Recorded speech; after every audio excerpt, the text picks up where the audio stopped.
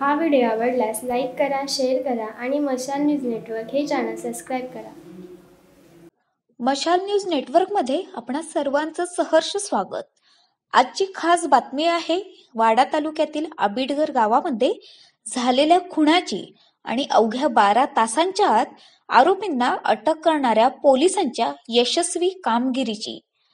वाडा तालुक्यातील आबिडगर गावाच्या हद्दीतील जय बजरंग स्टील कंपनीच्या जवळ एका 22 वर्षीय तरुणास दगड व सिमेंट ब्लॉकने ठेचून मारल्याची हृदयद्रावक घटना गुरुवारी घडली होती. या गुन्ह्याची उकल करण्यासाठी कंपनीतील काही कामगारांना संशयित म्हणून वाडा पोलिसांनी ताब्यात घेतलं होतं. यापैकी एकाने दोघे उत्तर प्रदेशात पळून जात असल्याचं सांगितले असता कल्याण येथे सापळा रचून दोघांना अटक करण्यात आली आहे. रंजनलाल किसनलाल रावत वय 29 व धर्मराज कमलेश गोस्वामी वय 22 अशी दोघांची नावं असून मयत चेतराम रावत वय 22 याने धर्मराज गोस्वामी याच्याकडून 6,000 रुपये उसने घेतले होते व आज त्याचा पगार झाला होता तरीही उसने घेतलेले पैसे परत देत नव्हता म्हणून दोघांनी मिळून त्याच्या डोक्यात दगड घालून त्याला ठार मारून त्याच्याकडील 14,000 रुपये घेऊन पळ काढण्याचा प्रयत्न केला असता वाडा पोलिसांनी दोघांना शिताफीने अटक केलं आहे. लुटण्याच्या इराद्याने दोघांनी मिळून मैतास दगडाने ठेचून मारल्याचे कबूल केल्याने दोघांना कलम 302 नुसार कारवाई करून अटक केलीये. वाडा पोलीस ठाण्याचे पोलीस निरीक्षक सुदाम शिंदे यांच्या मार्गदर्शनाखाली पोलीस उपनिरीक्षक जी.बी. बोराडे, सुशील भोसले व त्यांच्या अन्य सहकाऱ्यांनी घटनेनंतर अवघ्या 12 तासांच्या आत या गुन्ह्यातील दोन्ही आरोपींना पळून जाण्याच्या तयारीत असतानाच कल्याण रेल्वे स्टेशन येथून ताब्यात घेऊन गजाआड केले. या संदर्भात वाडा पोलीस ठाण्याचे पोलीस निरीक्षक सुदाम शिंदे यांनी मशाल न्यूज नेटवर्कला माहिती दिली.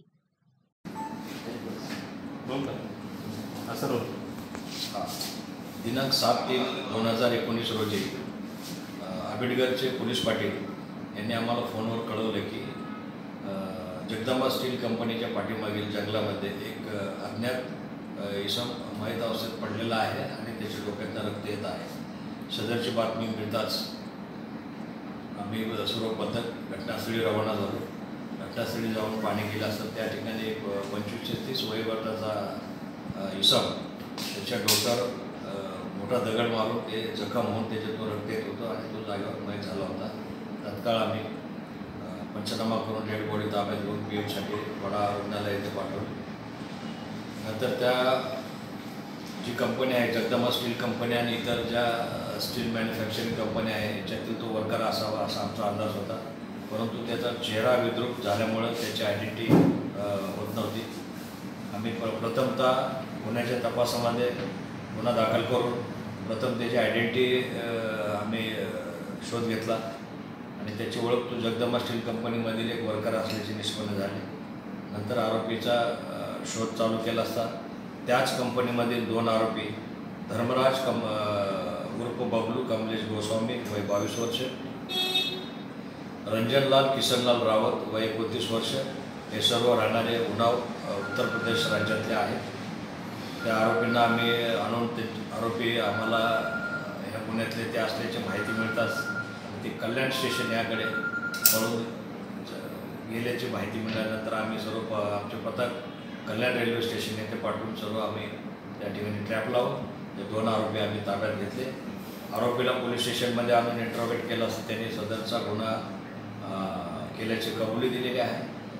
गुन्ह्याचे कारण खून करण्याचे कारण विचारलं असता त्यांनी सांगितले की त्यांनी जे मयताला जे आरोपी आहे यांनी पैसे उसने दिले होते आणि जे मयतने ते पैसे आरोपीकडे मागितले याचा राग मनात धरून आरोपीने तो खून केलेला आहे. तात्कालिक पैशाच्या कारणामुळे तो खून झालेला आहे. दोन्ही आरोपी अटक आहेत. आरोपी पोलीस कस्टडीमध्ये आहे. गुन्ह्याचा तपास मी स्वतः PI शिंदे करत आहोत. त्याला 13 तारखेपर्यंत पोलीस कस्टडी रिमांड आहे. मशाल न्यूज नेटवर्क या चॅनलला आपण जो अल्पावधीतच भरभरून प्रतिसाद दिलेला आहे तो पाहून आम्ही खरं तर भारावून गेलो. या चॅनलला लाखो लोकांनी आत्तापर्यंत बघितलं आहे. म्हणजे तुम्ही जर हे चॅनल आमचं सर्च केलं, त्याच्यामध्ये अबाउटमध्ये गेलात आणि चॅनलची माहिती बघितली तर आत्तापर्यंत हे चॅनल किती लोकांनी बघितलं आहे हे तुमच्या लक्षात येईल. अल्पावधीतच हजारो लोक या चॅनलशी जोडली गेली आहेत. त्यांनी हे चॅनल सबस्क्राईब केलं.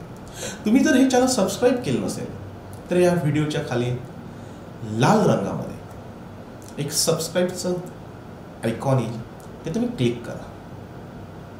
त्यानंतर तात्काळ ते बेलचं आयकॉन येईल, त्या घंटीवर क्लिक करा. म्हणजे तुम्हाला आमचे जे व्हिडिओ येतील, नवनवीन व्हिडिओ जे येत राहतात त्याच्या नोटिफिकेशन तुम्हाला तात्काळ मिळत राहतील.